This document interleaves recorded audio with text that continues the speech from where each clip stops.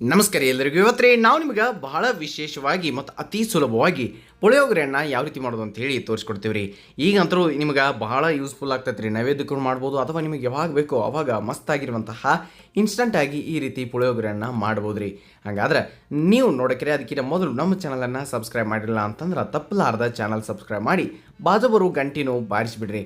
ಆಮೇಲೆ ಈಗ ಹೆಂಗೆ ಮಾಡೋದು ಅಂತ ಹೇಳಿ ನೋಡೋದಾದ್ರೆ ಒಂದು ಕಡಾಯಿ ಅಥವಾ ಒಂದು ಪಾತ್ರದಾಗ ಎಣ್ಣೆಯನ್ನು ಕಾಯ್ದು ಎಣ್ಣೆ ಚೆನ್ನಾಗಿ ಕಾಯ್ದಿರ್ಬೇಕ್ರಿ. ಎಣ್ಣೆ ಕಾದಾದ ನಂತರ ಇದಕ್ಕೆ ಸಾಸಿವೆಯನ್ನು ಹಾಕಿರಿ. 1 ಟೀ ಸ್ಪೂನ್ ಸಮೀಪ ಸಾಸಿವೆಯನ್ನು ಹಾಕಿ ಅವು ಚಟ್ಪಟ್ ಅನ್ನುವಾಗ ಒಂದಿಷ್ಟು ಜೀರಿಗೆಯನ್ನು ಹಾಕಿರಿ. ಅದಾದ ನಂತರ ಏನು ಮಾಡಿರಿ, ಇದ್ರೊಳಗೆ ಕಡಲೆಬೇಳೆಯನ್ನು ಹಾಕಿರಿ 1 ಟೀ ಸ್ಪೂನ್ ಅಷ್ಟು ರೀ.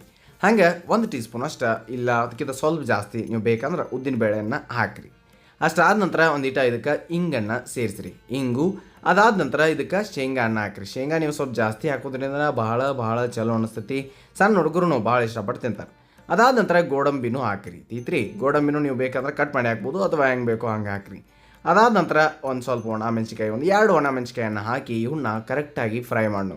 ಶೇಂಗಾ ಇವೇನು ಆಗ್ತಾವ್ರಿ, ಒಮ್ಮೆ ಜೋರು ಉರಿ ಇಟ್ಟು ಅಂದ್ರೆ ಹೈ ಫ್ಲೇಮ್ದಾಗ ಇಟ್ರಿ ಅಂತಂದ್ರೆ ಹೊತ್ತಿದಂಗೆ ಆಗ್ತಾವೆ. ಹಂಗೆ ಆಗೋದು ಬೇಡ. ಅದಕ್ಕೆ ಮೀಡಿಯಮ್ ಫ್ಲೇಮ್ದಾಗ ಇಟ್ಟು ಸಮಾಧಾನಲೇನ ಗೋಡಂಬಿ ಮತ್ತು ಶೇಂಗಾನ ನಾವು ಕರಿದ್ನು.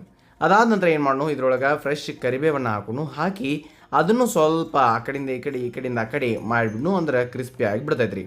ಇಷ್ಟ ನೀವು ಮಾಡಬೇಕಾಗಿರೋದು. ಈಗ ಇದನ್ನೆಲ್ಲನೂ ತಕ್ಕೊಂಡು ಒಂದು ಪ್ಲೇಟ್ನಾಗ ಇಟ್ಟು ಅಂದ್ರೆ ಆಮೇಲೆ ಹಾಕಿದಾಗ ಅವು ಮೆತ್ತಗೆ ಉಳಿದಿಲ್ಲ ರೀ. ಅದಕ್ಕೆ ಚಲೋ ಹೊತ್ತಿನ ಕ್ರಿಸ್ಪಿನ ಅನ್ನಿಸ್ತಾವೆ. ಈ ಕಡೆ ಅಷ್ಟು ತೆಗೆದಿಟ್ಟಾದ ನಂತರ ಹುಣಸೆಹಣ್ಣಿನ ರಸ ರೆಡಿ ಮಾಡಿ ಇಟ್ಕೋರಿ. ಮತ್ತು ಇಲ್ಲಿ ಪುಳಿಯೋಗರೆ ಮಸಾಲನ ಎಣ್ಣೆ ಒಳಗನ ಸೇರಿಸಿರಿ.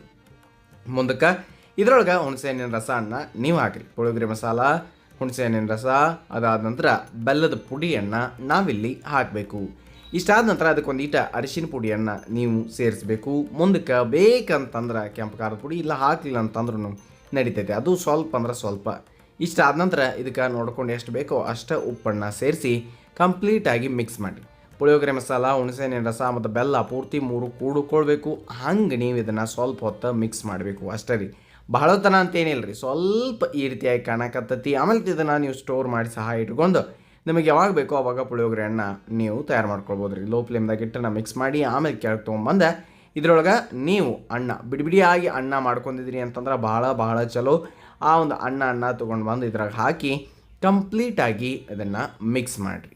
ಸಮಾಧಾನಲಿ ಅದನ್ನೆಲ್ಲನೂ ಚೆನ್ನಾಗಿ ಕುಡಿಸಿದ್ರಿ ಅಂತಂದ್ರೆ ಏಕದಮ್ ಪದ್ಧತಿಯಾಗಿ ಆ ಒಂದು ಮಸಾಲೆ ಜೊತೆ ಅನ್ನ ಕೂಡ್ಕೊತತಿ ಅಂದ್ರೆ ಚೆಂದಂಗೆ ಮಿಕ್ಸ್ ಆಗ್ತೈತಿ. ಈ ಒಂದು ಕಲರ್ ಸಹ ಬರ್ತೈತಿ ರೀ. ಇಷ್ಟ ನೀವು ಮಾಡ್ಕೊಳ್ಬೇಕು. ಇಷ್ಟಾದ ನಂತರ ಏನು ಮಾಡಿರಿ, ಇದಕ್ಕೆ ನೀವು ಉಳಿದಿದ್ದು ಏನೇನು ಕರೆದಿಟ್ಟಿದ್ರು ನೋಡಿ, ಗೋಡಂಬಿ, ಶೇಂಗಾ, ಒಣ ಮೆಣಸು, ಕಡಲೆ, ಆಮೇಲೆ ಉದ್ದಿನ ಬೇಳೆ ಎಲ್ಲನೂ ತೊಗೊಂಬಂದು ಹಾಕಿ ಕಂಪ್ಲೀಟಾಗಿ ಮಿಕ್ಸ್ ಕೊಡಿ. ಇದರೊಳಗೆ ಯಾವುದೇ ರೀತಿ ಈರುಳ್ಳಿ ಮತ್ತು ಬೆಳ್ಳುಳ್ಳಿ ಸೇರಿಸಿರಲಿಲ್ಲ ಅಂತಂದರೆ ಇದು ನೈವೇದ್ಯಕ್ಕೆ ಬಹಳ ಈಸಿಯಾಗಿ ನೀವು ಮಾಡ್ಕೊಳ್ಬೋದು. ಕಡಿಮೆ ಸಮಯದಾಗ ಮಾಡ್ಕೊಳ್ಳುವಂತಹ ಒಂದು ಸುಲಭವಾದಂತಹ ರೆಸಿಪಿ ರೀ.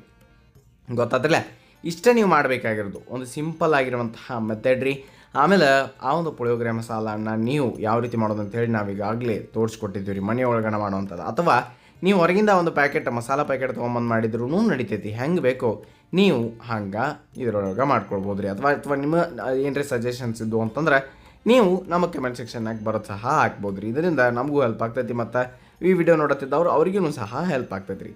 ಈ ರೀತಿಯಾಗಿ ಸುಲಭವಾಗಿರುವಂತಹ ಪುಳಿಯೋಗರೆಯನ್ನು ನೀವು ಮಾಡ್ಕೊಳ್ತೀರಿ ಅಂಥೇಳಿ ನಾವು ಆಶಿಸ್ತೀವಿ. ಹಂಗೆ ನಿಮಗೆ ಇದಾಗ ಏನಿಲ್ಲ ಪುಳಿಯೋಗರೆ ಮಸಾಲೆ ಯಾವ ರೀತಿ ಮಾಡೋದು ಅಂತೇಳಿ ಈಗಾಗಲೇ ನಮ್ಮ ಯೂಟ್ಯೂಬ್ ಚಾನಲ್ದಾಗ ಅದು ವೀಡಿಯೋ ಸಹ ಐತಿ. ದೇವಸ್ಥಾನದ ಶೈಲಿ ಒಳಗೆ ಇನ್ನೊಂದು ರೀತಿಯ ಪುಳಿಯೋಗರೆಯನ್ನು ಸಹ ನಾವು ಈಗಾಗಲೇ ತೋರಿಸಿದ್ದೀವಿ. ತಾವು ನೋಡಿಲ್ಲ ಅಂತಂದ್ರೆ ನೋಡ್ಕೊಂಡು ಬರ್ರಿ ಅಂತ ಹೇಳ್ತಾ ಇದು ಸವಿರುಚಿಯ ಸೊಬಗು ಅನ್ನದಾತ ಸುಖೀ ಭವ. ಧನ್ಯವಾದಗಳು, ನಮಸ್ಕಾರ.